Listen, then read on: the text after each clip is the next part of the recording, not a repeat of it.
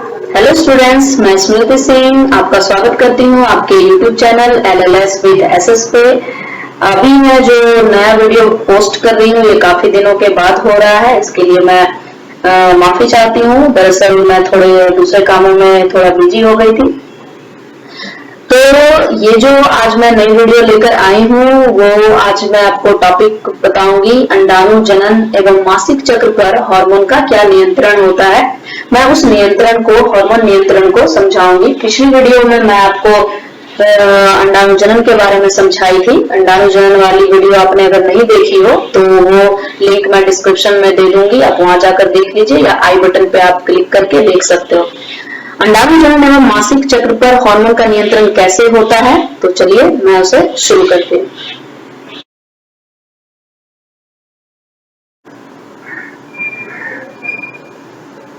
इस चित्र के माध्यम से मैं आपको समझाऊंगी कि हार्मोन का नियंत्रण अंडाणु जनन पर कैसे होता है और मासिक चक्र इस हार्मोन के नियंत्रण से कैसे वो नियंत्रित रहता है। तो इस पिक्चर, इस चित्र के माध्यम से आपको मैं सारी चीजें समझाऊंगी।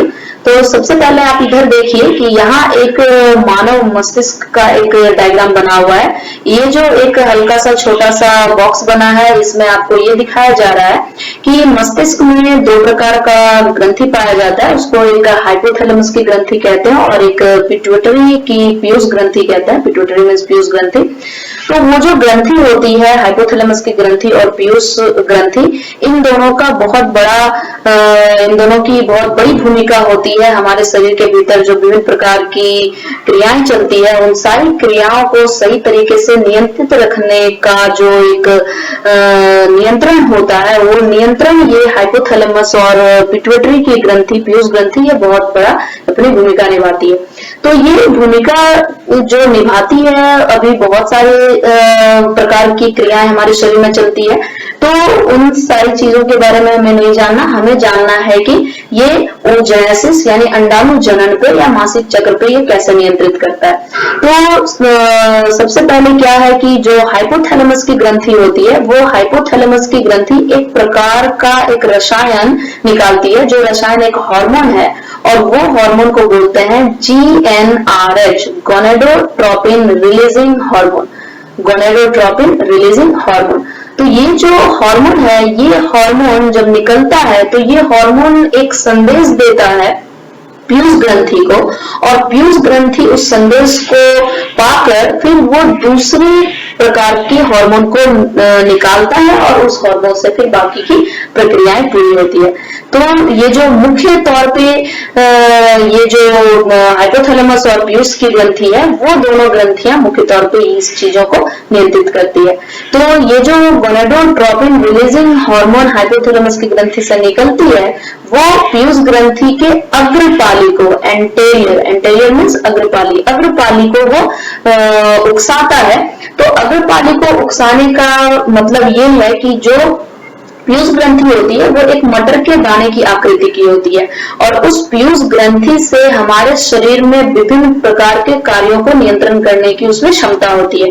तो उस पीयूष ग्रंथि से जो विभिन्न क्रियाएं नियंत्रित होती है, तो एक ही समय में अलग अलग तरीके की प्रक्रियाएं नियंत्रित होती है।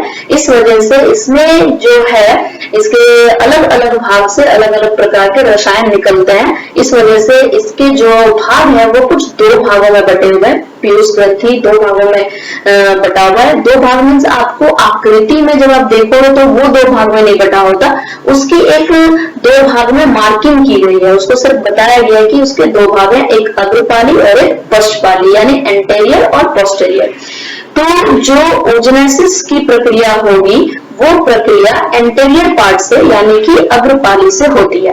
तो जब GnRH निकलेगा हाइपोथैलेमस से, तो वो GnRH जाकर अग्रपाली, पिट्यूटरी ग्रंथि की अग्रपाली को वो उकसाएगा और वो अग्रपाली दो अलग प्रकार का फिर हार्मोन निकालती है। उसको बोलते हैं FSH और LH, फॉलिकल स्टिमुलेटिंग हार्मोन एवं ल्यूटेनाइजिंग हार्मोन। तो ये दोनों हार्मोन वो डायरेक्ट रक्त में जाता है और रक्त के माध्यम से वो जाकर अंडाशय पे काम करता है, अंडाशय पे जाकर कार्य करता है और अंडाशय पे वो फिर क्या कार्य करता है वो चीजें ये विभिन्न प्रकार के डायग्राम से आपको मैं समझाऊंगी। वो अंडाशय पे काम करता है और साथ ही साथ वो जो यहाँ डायग्राम देखिए, यहाँ पर ये अंडाशय है जो इस डायग्राम में आपको मादा जनन तंत्र दिखाया जा रहा है। मादा जनन तंत्र का जो ये अंडाशय है उस पे वो कार्य करता है और साथ ही साथ उसी वक्त वो गर्भ का जो भीतरी दीवार होता है जिसको एंडोमेटेरियम बोलते हैं उस पर भी वो कार्य करता है सेम उसी वक्त पे। तो जो FSH और LH है वो जब हमारे रक्त में पहुंचता है तो आप देखिए कि ये जो हल्की पर्पल कलर की यानी कि ये जो हल्की बैंगनी रंग की जो लाइन दिखाई जा रही है ये FSH को दिखा रहा है कि वो फॉलिकल स्टिमुलेटिंग हार्मोन जो है वो हार्मोन हमारे रक्त में किस हिसाब से वो पहुंचता है और कैसे वो बढ़ता है या घटता है, ये ग्राफ में आपको दिखाया जा रहा है। अब ये जो ग्राफ है वो पूरे 28 दिन के हिसाब से बनाया गया है। आप नीचे वाले डायग्राम में देखिए, सबसे नीचे वाले डायग्राम में यहाँ पे 4 लिखा है यानी 4 दिन है, 14 दिन है, 28 दिन है। तो पूरे 1 से लेके 28 दिन तक का ये ग्राफ बना है, उसी हिसाब से ये सब उसके ऊपर रखा हुआ है। तो उसी हिसाब से ये दिया हुआ है। यहाँ पर जो 14 दिन है यानी 1 से लेकर 28 दिन का जो मध्य होता है वो 14 होता है 14। तो ये उसका ये मध्य लाइन है, यहीं से ये मध्य लाइन बनकर ये तैयार होता है, इधर से ये मध्य लाइन है।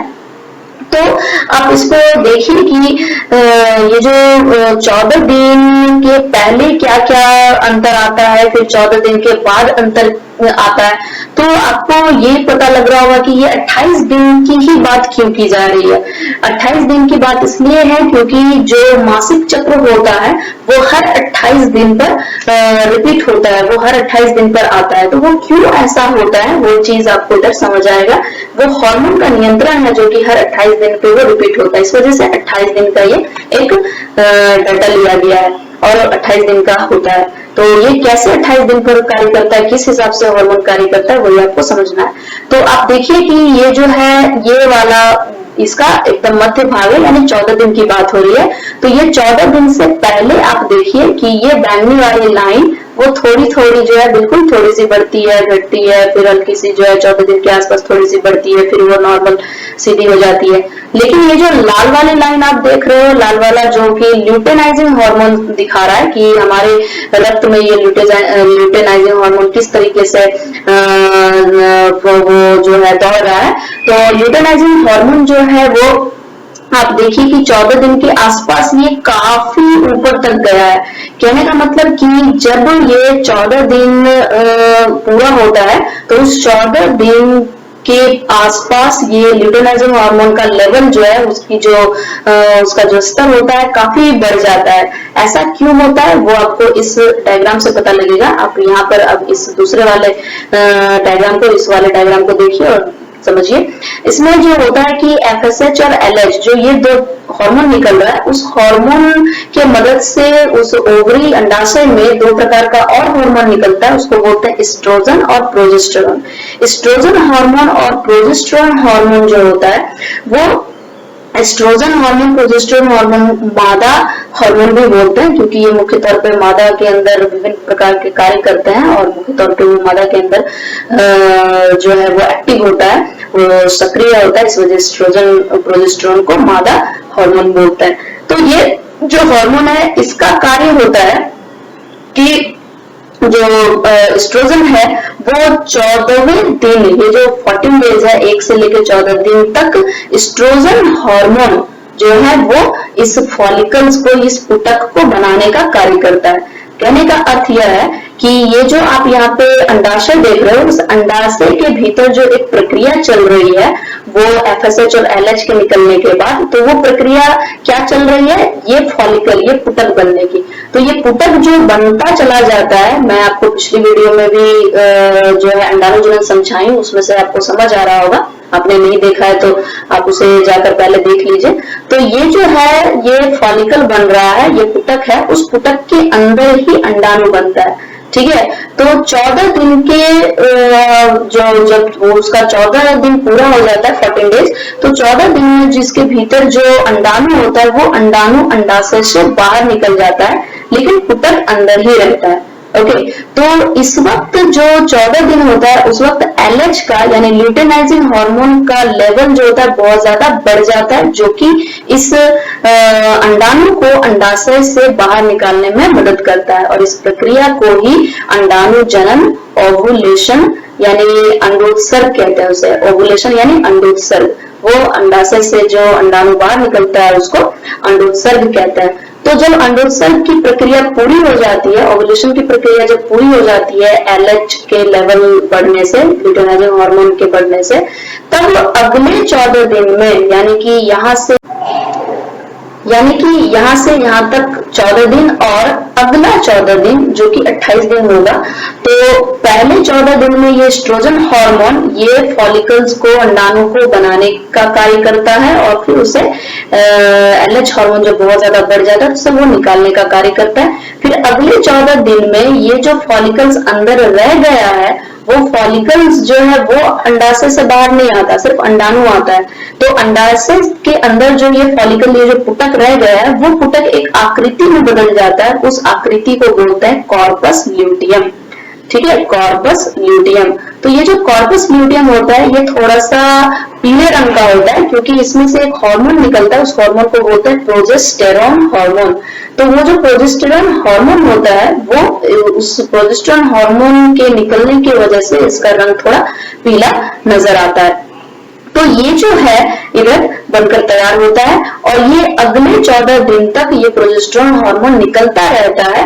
तो अगले 14 दिन ही क्यों? क्योंकि अगर जो ये जो अंडाणु निकला है ये अगर निषेचित हो जाता है, ठीक है, अगर ये निकला हुआ अंडाणु वो निषेचित हो जाता है, निषेचन की प्रक्रिया कर लेता है, तब तो वो एक युग्मनज बना लेगा और वो युग्मनज विकसित होकर एक बच्चे में बदलेगा, वो भ्रूण में बदलेगा। तो वो जो प्रोजेस्टेरॉन हार्मोन यहाँ से निकल रहा है वो पूरे 9 महीने तक वो निकलता रहेगा, क्योंकि इंसानों में 9 महीने के बाद ही जो है प्रसव होता है। तो 9 महीने तक ये जो प्रोजेस्टेरॉन है वो निकलता रहेगा।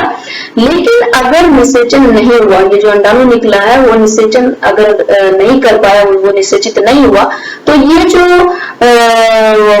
कॉर्पस ल्यूटियम है, ये कॉर्पस ल्यूटियम अपनी एक आकृति बदल लेता है कुछ दिनों के बाद। उस आकृति को बोलते हैं कॉर्पस एल्बिकेंस। ठीक है, इस आकृति को बोलते हैं कॉर्पस एल्बिकेंस। और वो कॉर्पस एल्बिकेंस प्रोजेस्टेरॉन हार्मोन बनाना बंद कर देता है और धीरे धीरे वो वहां पर नष्ट हो जाता है। तो प्रोजेस्टेरॉन बनना जब बंद हो जाता है तो ये प्रक्रिया पूरी समाप्त हो जाती है। फिर से यह अगले 28, जब ये पूरा 28 दिन खत्म हो जाता है, फिर ये प्रक्रिया अगले 30वें दिन से फिर ये शुरू हो जाती है।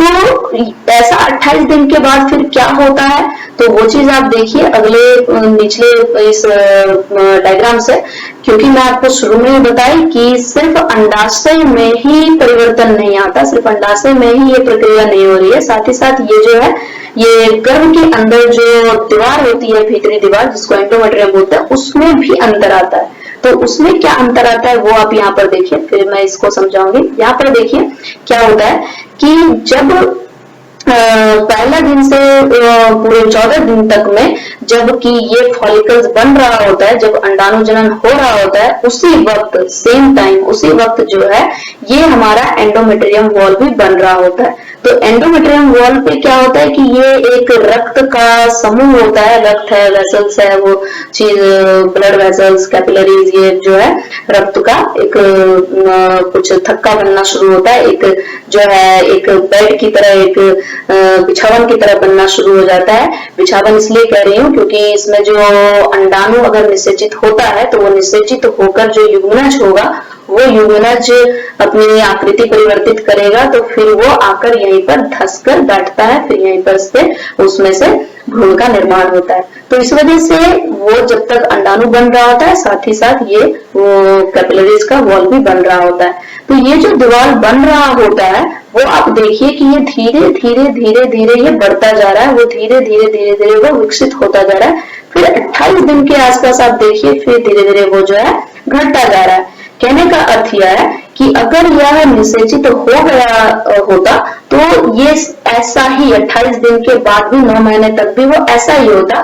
लेकिन अगर ये निषेचित नहीं होता है तो फिर ये धीरे धीरे जो है ये ब्लड कैपिलरीज वो टूटना शुरू हो जाता है, वो झड़ना शुरू हो जाता है और टूट कर ये बाहर की तरफ निकलना शुरू हो जाता है। तो लगभग इस जो दीवार एंडोमेट्रियम का जो दीवार बना था वो लगभग 3 से 5 दिनों के अंदर ये सारा झड़कर बाहर हो जाता है। इसी को बोलते हैं मेंस्ट्रुएशन, मेंस्ट्रुअल मासिक।